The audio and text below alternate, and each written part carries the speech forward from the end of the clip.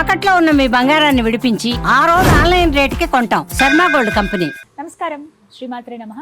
Welcome to Suman TV. నేను గీతాంజలి. ప్రస్తుతం మనం శ్రీ శ్రీ శ్రీ ఆనంద శివకామేశ్వరి సన్నిధానంలో ఉన్నామండి.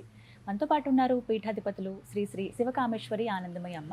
మాతాజీతో మాట్లాడదాం. అమ్మ నమస్కారం. శ్రీమాత్రే నమః తల్లి. శ్రీమాత్రే నమః. అమ్మ, నవగ్రహ ఆరాధన గురించి ఒక సందేహం అడిగారు ప్రేక్షకుల్లో. అంటే ఎప్పుడు ఆరాధన చేయాలి? ప్రతిరోజు వెళ్ళొచ్చా, లేదు వారంలో ఈ ఒక్క రోజు మాత్రమే వెళ్ళాలా? అలాగే ప్రదక్షిణ చేయడానికి కూడా ఒక సమయం ఉంటుందని అంటారు. ఇప్పుడు రాత్రిపూట నవగ్రహాలకి ప్రదక్షిణ చేయొద్దని చెప్తూ ఉంటారు. అవును. అభిషేకం కూడా ఇలాంటివి రకరకాలుగా అమ్మ వింటూ ఉంటాం కదా. అసలు ఏంటివి, అంటే వీటికి నియమాలు ఉన్నాయా, ఎలా వివరించండి. యాదేవి సర్వభూతేషు సర్వరూపేణ సంస్థిత. నమస్తశ్యై నమస్తశ్యై నమస్తశ్యై నమో నమః. నవగ్రహములు అంటే 9 గ్రహములు. ఈ 9 గ్రహములు మన యొక్క జీవన నడవడికని అలాగే మన యొక్క గమ్యాన్ని సూచిస్తూ ఉంటాయి. ఎందుకంటే చూడండి, జాతక చక్రంలో ఏ గ్రహం ఎక్కడుంది, వీళ్ళు ఎలా సెటిల్ అవుతారు, ఎలా చదువుకుంటారు, వీళ్ళ దాంపత్యం ఎలా ఉంటుంది, వీరి సంతానం ఎలా ఉంటుంది అని ఆ జాతక చక్రంలో ఉండే గ్రహగతుల్ని బట్టి చెప్పేస్తూ ఉంటారు. అంత కీలక పాత్ర మనకి ఈ గ్రహాలు, నవగ్రహాలు పోషిస్తాయి మన జీవితంలో. అంటే చాలామంది గ్రహదోషం అని భయపడిపోతూ ఉంటారు. మన కర్మని బట్టే దోషాలు అక్కడ కనిపిస్తూ ఉంటాయి. భగవంతుణ్ణి ఎలా అయితే పూజిస్తున్నామో, ఇప్పుడు ఈ నవగ్రహాల్లో సూర్యుడు ఉన్నాడు, ప్రత్యక్ష భగవానుడు, పూజిస్తున్నామా లేదా? అవును. చంద్రుడిని పూజిస్తామా లేదా? మరి ఎందుకు మిగిలిన వాడి చూసి భయపడతారు? రాహుకేతువులు 2 ఛాయాగ్రహాలు. ఇక సోముడు, చంద్రుడు, శివుడు మన చల్లగా ఉంటాడు. చాలామంది అపోహ, మంగళుడు అంటే ఎవరమ్మా? కుజుడు. ఆయన పేరే ఏంటి? మంగళుడు. సర్వశుభాలని ఇచ్చేవాడు. మంగళుడు శుభంగా ఉంటేనే ఇల్లు కట్టగలవు, పెళ్లి చేసుకోగలవు, సంతానం కనగలవు, ఇట్లాంటి భూమి కొనగలవు. ఇవన్నీ మంగళకరమైన ప్రసాదించేవాడు కాబట్టే మంగళుడు. వివాహం కావాలన్నా ఆయన యొక్క ఇది కావాలి. బుధుడు, మంచి జ్ఞానాన్ని, నీకు మంచి భక్తి కావాలంటే బుధుడు కావాలి. ఇట్లా గురువు. ఈ గ్రహాల్లో ఏ గ్రహం అటు ఇటుగా ఉన్న మన జాతకంలో గురు అనుగ్రహం ఉంటే అన్నీ ఉంటాయి. శుక్రుడు, జీవితంలో నీకు లగ్జరీ కావాలా, అమ్మవారి యందు భక్తి కావాలా, అలంకరణ కావాలా, సుఖమైన దాంపత్యం కావాలా, ఇవన్నీ శుక్రుడు ప్రసాదిస్తాడు. శని, జీవితంలో ఎలా ఉండాలో తెలియజేస్తాడు. ఇట్లా ఒక్కొక్క గ్రహానికి ఒక్కొక్క ప్రత్యేకతమ్మా. ఇక రాహుకేతువులు చెప్పాను కదా, ఛాయాగ్రహాలు కాబట్టే సూర్యుడికి చంద్రుడికి అడ్డొస్తారు, గ్రహణం వస్తూ ఉంటుంది. ఒకసారి సాయంత్రం పూట గుడికి వెళ్ళినప్పుడు అప్పుడు ప్రదక్షిణ చేయొచ్చమ్మా? లేదమ్మా, ఉదయమే చేయాలి, మధ్యాహ్నం పూర్వమే చేయాలి. అంటే కొంతమంది చేయొచ్చు అని అంటున్నారు, కానీ మరి మా నాన్నగారు నాకు చెప్పింది అయితే మధ్యాహ్నానికి ముందే చేయాలి. ఇక ఇంకా ఉందమ్మా, నవగ్రహాలు ప్రదక్షిణ చేసిన తర్వాత కాళ్ళు కడుగుతూ ఉంటారు. కడగకూడదమ్మా. ఇక్కడ శుభమైన గ్రహాలు కూడా ఉంటాయి కదా నీకు, అవి కూడా భగవత్ స్వరూపాలు కదా. అంటే భగవంతుడి కృపొద్దా, కడిగేసుకుందామా? కావాలి కదా. భయపడద్దమ్మా, ఈ గ్రహ బాధలు అనేసరికి భయపడద్దు. ఒక చిన్న పరిహారం చెప్తాను నేను. ఈ గ్రహ బాధలు ఉన్నాయి, మేము ఎక్కువ డబ్బులు కట్టి మేము జపాలు చేయించుకోలేం, లేతే ఏ తీర్థయాత్రలో వెళ్ళలేం, అలా అనుకున్నవారు మీకు దగ్గరలో ఉన్న దేవాలయాల్లో ఖచ్చితంగా నవగ్రహాలు ఉంటాయి కదా, అక్కడ మీకు కుదిరితే 108 రోజులు 27 ప్రదక్షిణలు చేయండి. 108 రోజులు కుదరదు, అంత సమయం లేదు మాకు అన్నవాళ్ళు కనీసం 41 రోజులు.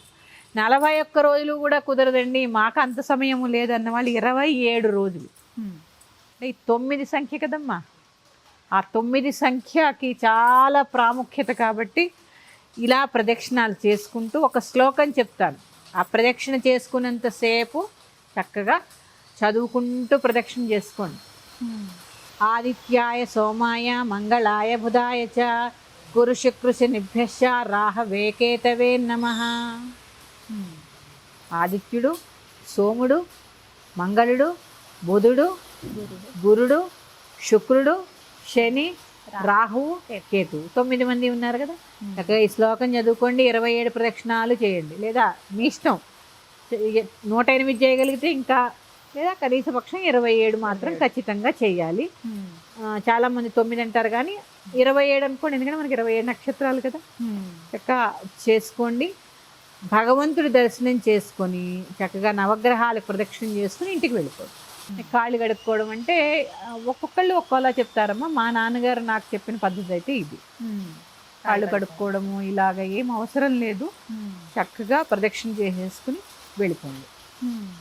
ఏ గ్రహము మన జాతకంలో బాగోలేకపోయినా మనకు ఒక మంచి నేర్పుతుంది. ఆ గ్రహం బాగోలేదు, ఆ గ్రహాలకు అధిదేవతలు ఉంటారు. సోముడు ఉన్నాడు, శివుడు, ఆదిత్యుడు ఉన్నారు. మరి మాకు సూర్యగ్రహం బాగోలేదండి మా జాతకంలో, ఏం చేయాలి? సూర్యవంశస్థుడైన దేవుడు ఎవరు? రాముడు, శ్రీరామచంద్రమూర్తి. అవును. ఆయన్ని ఆరాధించండి. గోధుమలతో చేసిన రొట్టె నివేదన చేయండి, ప్రసాదంగా తీసుకోండి. ప్రత్యక్ష దైవం సూర్య భగవానుడు. ఈ సూర్యుడు మీ జాతక చక్రంలో కొంచెం నీచంలో ఉన్నారు అని అనుకుంటే సూర్యుడికి బాగా ప్రీతికరమైనది అర్ఘ్యము.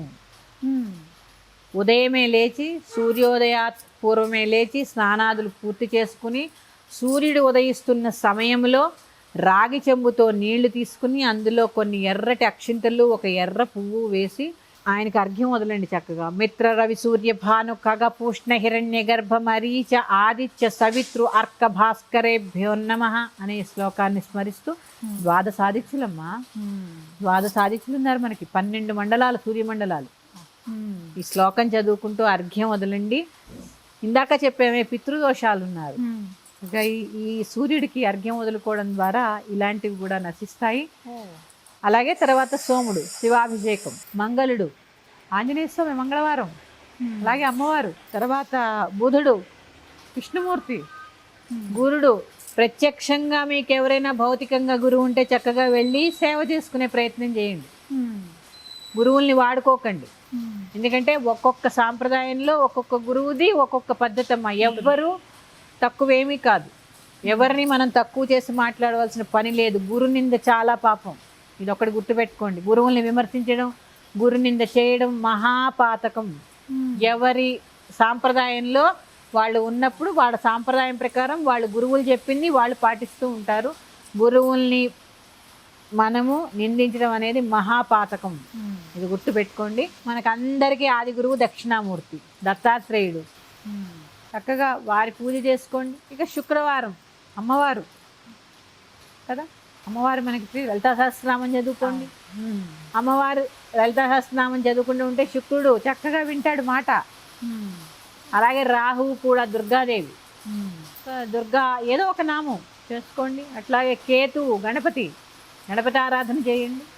ఇవన్నీ ఖర్చుతో కూడుకున్నవి ఏం కాదు, సమయం కేటాయించాలంటే. ఈ సమయం కేటాయించడానికి మనకి సమయం లేక అనవసరంగా ఎక్కువ వెళ్ళిపోయి బాధపడుతూ ఉంటాం తర్వాత. అందుకని నవగ్రహాలకు ప్రదక్షిణ చేసుకోండి.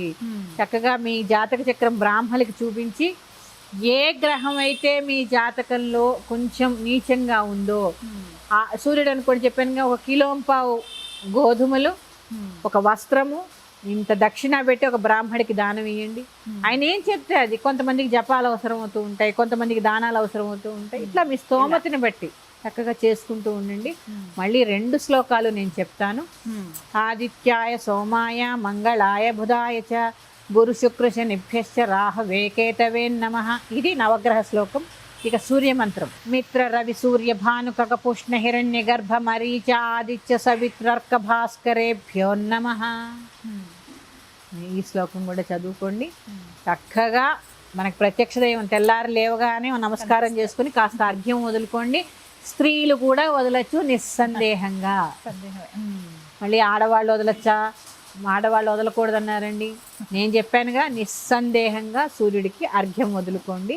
మరి యొక్క అంశంతో మీ ముందుకు వస్తాను. శ్రీమాత్రే నమః. స్వస్తి. నమస్తే.